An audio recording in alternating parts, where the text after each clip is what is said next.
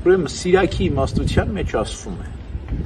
ով որ հավատում է երազներին, նմանում է մի մարդու, որ վազում է քամու հետևից, կամ ուզում է ստվեր բրդնել։ Կարծում եմ, քամու հետևից վազելը անիմաստ աշխատանք է, որտեղ քամին չես կարող վազել, ստվերն էլ բռնել չես կարող։ Մեկ տեսնում ենք երեխաները իրենց ստվերի հետևից վազում են, ուզում են բռնել։ Ճիշտ այդ երեխայի նման ենք մենք, երբ որ մենք երազներին ենք հավատում։ Ստվերը ուզում ենք բռնել, վազում ենք քամու հետևից, ինչու հետաքրքիր է, մենք սենց վայելքների մեջ ենք իբրև թե, բայց խաբկանքների մեջ ենք։ Հասկանանք երազը ինչպես է առաջանում։ Երազը առաջանում է օրվա տպավորություններից, մարդու հիշողություններից։ Երազը իրականում մարդու ենթագիտակցության վերարտադրությունն է ցնորական կերպով։ Այսինքն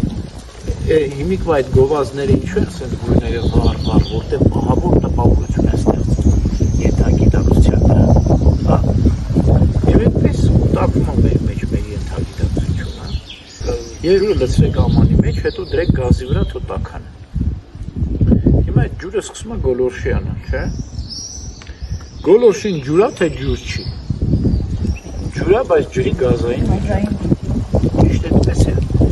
Ինչ որ մենք տեսնում ենք, լսում ենք, այդ ջուրն է ուտակում է մեր մեջ, հետո գիշերը սկսում է եռալ։ Ու մեր ենթագիտակցության վրա հիմնված միրաժներ են առաջանում։ Երազը դա է։ Մեզանից է, մեր կյանքից է, բայց ցնորական, գազային վիճակն է։ Գոլորշին ջուր է, բայց ջրի գազային վիճակ։ Այդպես էլ մեր ամբողջ երազը մեր կյանքն է ուրիշ կերպ վերարտադրած։ Հիմա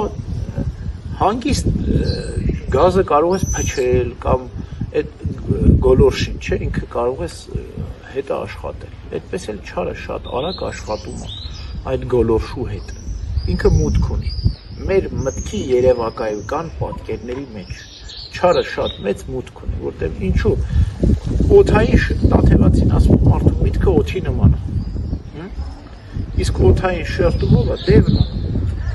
Երկնքի ներքո, չէ՞։ Ներսեշնորհն է թույլ տուր հանգիստ անցնել հեշտ դևերի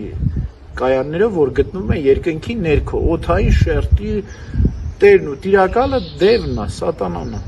Իսկ մեր միտքը, մեր մտավոր երևակայությունը ամբողջ օդի հետ է կապված։ Մեր միտքը օդ է։ Իսկ այնտեղ չարը մուտք ունի, հատկապես երազի ժամանակ մուտք ունի։ Ինչու՞։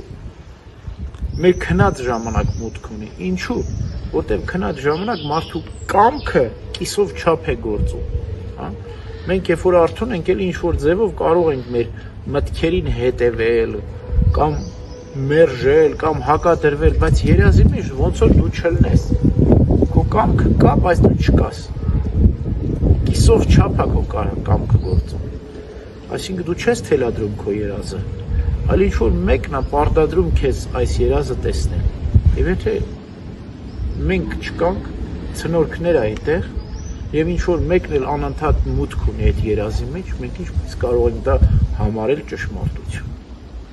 Հովհաննես Ավետարանը չտեսավ հայտնություն, տեսիլքը, ինչպես տեսավ։ 95 տարի Սուրբ Կույս եղավ, Քրիստոսի սիրելի աշակերտներ, վերջում էլ 10 օր ծոմ պահեց, Պատմոս կղզում, 10 օր ծոմ։ Դուք 10 օր ծոմ պահել եք, դժվար թե։ 5 օրից հետո կարծում եմ, երբ որ դու ծոմ ես պահում, էլ չես կարողանում քնել, քուն չունես, այդքան որ պահում ես, չես կարող քնել, սոված մարդ չքնի, հա, անընդհատ ուտելու մասնամտած, բայց Հովհաննես Ավետարանը չէ, այդպես չէ,